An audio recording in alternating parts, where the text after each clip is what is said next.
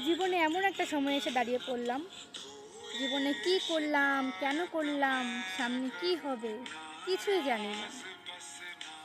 তারপরেও জীবন নিয়ে চলতেছি, জীবনের প্রতিটা মুহূর্তের সাথে লড়াই করতেছি, শুধুমাত্র নিজের সুখগুলোকে খুঁজে পাওয়ার জন্য। নিজের জীবনে সব সুখ, সব স্বপ্ন অনেক আগেই বিসর্জন দিয়ে দিছি। তাই বলে যে নিজেকে শেষ করে ফেলবো এরকম না, তবে আশা এখনও আছে।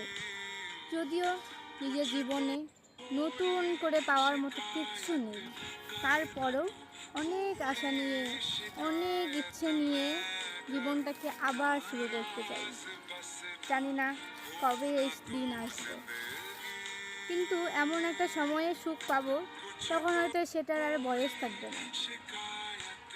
সেই সময় সুখ নিয়ে কী করব, শান্তি নিয়ে কী করব?